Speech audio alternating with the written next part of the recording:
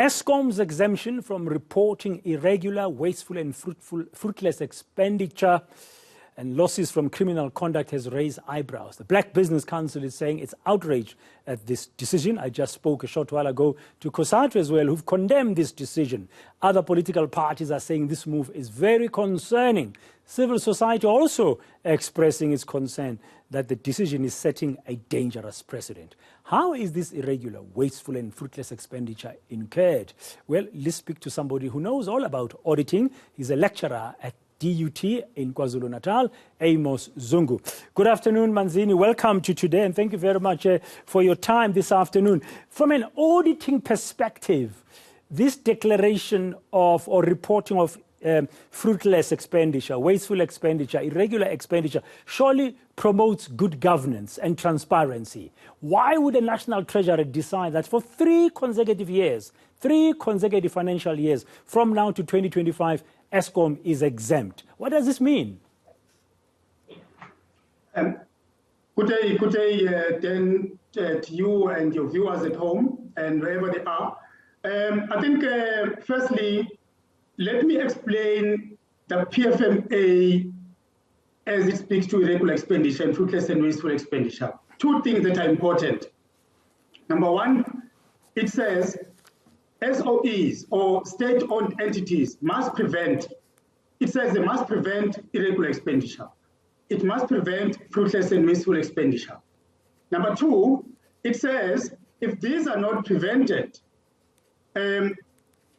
SOEs or any state entity must take steps to discipline those that allowed it to happen or those that stole the money from those institutions. So I think those are just the 2 very important foundations of the PFMA when it comes to irregular expenditures. Now, with the exemption is not talking to these things, and we are not going to benefit anything with the exemption, because what we expect to see is that the minister should be leading by example and saying to the SOE, to Eskom, prevent irregular expenditure.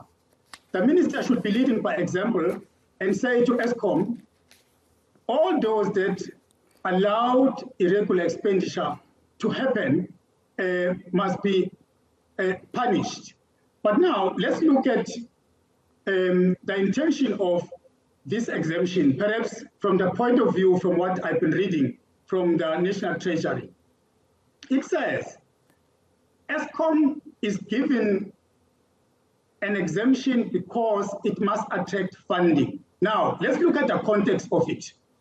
The context of it is that Eskom has been receiving poor audit outcome, has been receiving negative audit outcomes. What is causing these negative audit outcomes? There is one and only thing.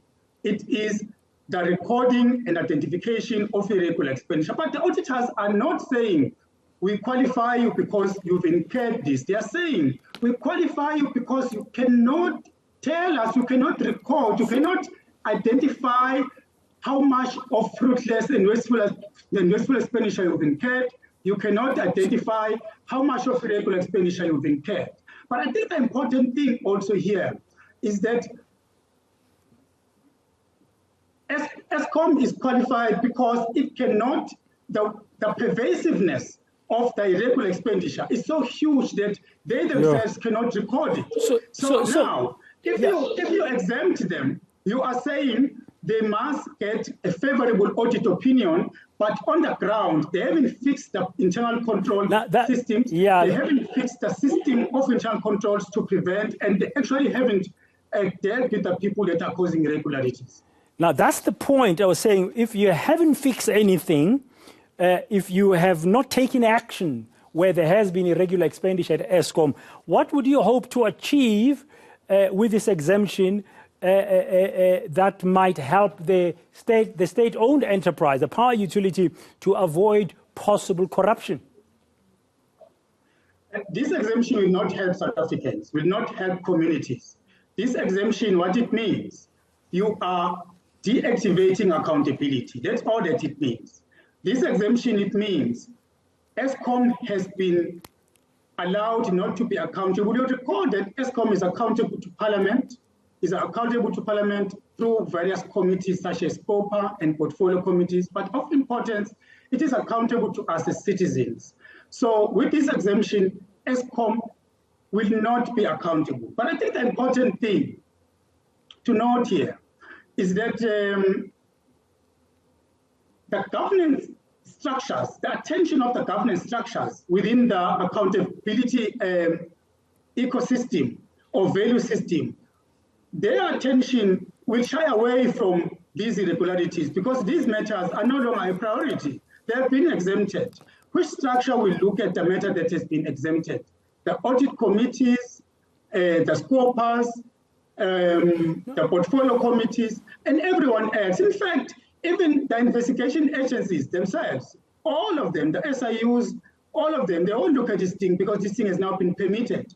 So you are sending out a wrong message there to say to the investors that here is the entity, because it has got positive audit outcomes, invest in it. But let me explain the context of the positive audit outcome. Before you do that, sorry, Amos, before you do that, you explain what it means, a qualified, unqualified audit. The irregular expenditure, wasteful expenditure, and fruitless expenditure could also be described, if allowed, like now they've been exempted, could border on reckless expenditure. Am I wrong? It is reckless expenditure. What is going to happen here? It is chaos that has been created. So what's going to happen? They are now allowed to buy whatever that they want to buy. They are now allowed to buy to whoever that they want to buy from. In fact, you're running a risk that they will buy from people who are not even vetted to trade with the state.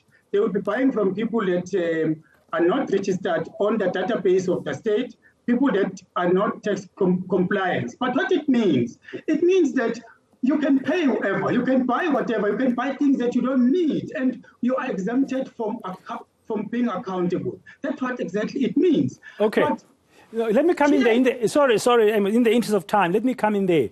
That's very clear. I mean, I think we get the picture, but the auditing, qualified and unqualified. You wanted to explain that a short while ago. The National Treasury, they say, no, we want to make sure that Eskom going forward gets a unqualified audit so they can attract investors. But that's not going to work well. So what's so important about such a qualification in terms of their audit? So their qualification means that the irregularities that are there, they're being flagged as a qualification matter. But if they then get this exemption, they will not be qualified. They might not be qualified. But the problem that I have with this is that you are unqualified, but you have not fixed the internal control processes. You are not unqualified, but you have not put in controls and systems in place to prevent irregularities. You are unqualified, but people who are stealing from the entity are not punished. You are unqualified, but you're allowing fruitless and wasteful expenditure. It's a wrong picture. It is a wrong message that you're sending out there. So an unqualified audit report, in fact, even a clean audit report, is a guarantee that you've complied with all the laws and regulations. But that, on its own, needs a systematic way of formalizing internal controls into the business, ensuring that all the debt that happens is dealt with, irregularities are prevented, people who are stealing from the entities are locked up. But I think with this exemption, we're not going to benefit the citizens, as I said before.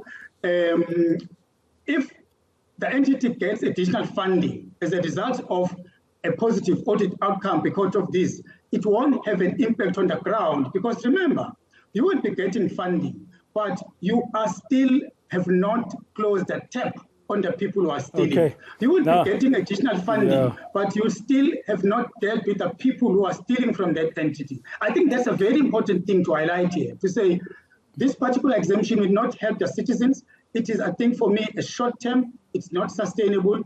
Come after 3 years, we'll go back to square one. It will still be a qualification. We will still be talking about the same thing, but the entity will not scratch the surface in terms of impacting on the citizens on the ground. Amos Zungu, thank you very much for your time and explanation this afternoon on Today on eNCA. He's, of course, an auditing lecturer at Durban University of Technology, just unpacking to us about the implications of this controversial exemption that the Finance Minister, Inu Kodongwana, and the National Treasury Department granting to Eskom. It's the second state-owned enterprise in almost a year to be granted such an exemption. The first one was Transnet. Now everybody is now saying, what is this all about? And it was very clear there from Amos Zungu that this is opening the doors to the wrong kind of behavior and is not going to help anybody at all. We're trying to speak to National Treasury a little bit later on just to really get a better sense from them. Why have they done this?